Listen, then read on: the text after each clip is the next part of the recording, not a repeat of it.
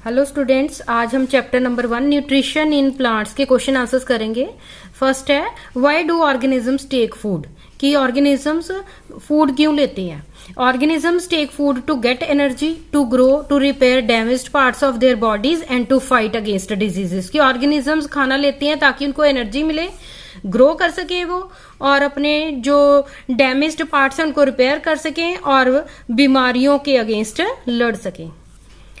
Distinguish between a parasite and a saprotroph. Parasite and saprotroph में क्या difference है। Parasite क्या है? Parasite get their food from living organisms. कि जो पैरासाइट है वो लिविंग ऑर्गेनिज्म की बॉडी के ऊपर रह के अपना फूड लेते हैं, एंड जो सेप्रोट्रॉफ्स है they get their food from dead and decaying organisms.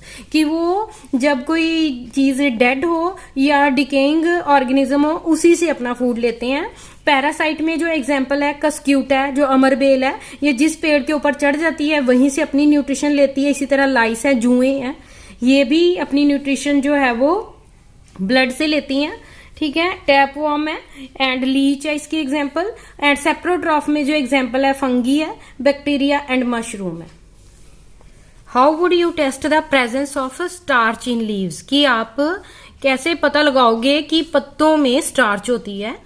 तो इसके लिए एक आयोडीन सॉल्यूशन टेस्ट होता है। तो उसमें क्या किया जाता है, put some drops of iodine solution on a leaf. कि एक लीफ ले लो और उसके ऊपर आयोडीन सॉल्यूशन की कुछ ड्रॉप्स डाल दो। If the colour of the leaf changes to blue black, अगर उस लीफ का कलर ब्लू ब्लैक हो जाता है, it shows that starch is present in leaves. और तो ये शो करता है कि जो इन लीव्स के अंदर स्टार्च है, जैसे ये पिक्चर में नजर आ रहा आपको। Give a brief description of the process of synthesis of food in green plants. कि ग्रीन प्लांट्स जो है वो फूड कैसे प्रिपेयर करते हैं उसके प्रोसेस के बारे में लिखना है। Green plants synthesise their food by process of photosynthesis. Green plants photosynthesis के प्रोसेस से वो फूड सिंथेसाइज करते हैं। The green plants have chlorophyll in their leaves, और उनके लीव्स के अंदर क्लोरोफिल है। Leaves use carbon dioxide and water to make food in presence of sunlight. और जो ये लीव्स होते हैं ये कार्बन डाइऑक्साइड एटमॉस्फेयर से लेते हैं और वाटर जो है वो अर्थ से लेते हैं और फूड बना देते हैं इन प्रेजेंस ऑफ सनलाइट। तो इसके लिए रिएक्शन है कि carbon dioxide plus water in the presence of chlorophyll and sunlight, it forms carbohydrate plus oxygen. Show with the help of sketch that plants are ultimate source of food. कि एक sketch से समझाओ कि जो plants है वो ultimate source है food का, कि सभी के फूड का सोर्स प्लांट्स है। तो देखो जैसे ग्रास है, ग्रास को कौन खाता है? Grass hopper. ग्रास हॉपर को कौन खाता है? फ्रॉग। फ्रॉग को कौन खाता है? स्नेक। स्नेक को हॉक खाता है। और जब ये कार्निवोर्स मरती हैं तो इनको फिर डिकम्पोजर्स उनसे अपना खाना लेते हैं, जैसे मशरूम वगैरह। ठीक है, तो देखो इसमें हम ऐसे भी कह सकते हैं कि जो प्लांट्स है, प्लांट्स को कौन खाता है? हर्बीवोर्स। ठीक है, हर्बीवोर्स को कौन खाती हैं? कार्निवोर्स। ठीक है, और कार्निवोर्स जो हैं वो डिकम्पोजर्स के फूड का सोर्स बनता है। तो फिर हम इसके लिए स्केच में क्या लिखेंगे कि ग्रीन प्लांट्स, ठीक है, ग्रीन प्लांट्स को कौन खाता है? हर्बीवोर्स। एंड हर्बीवोर्स को कौन खाता है? कार्निवोर्स।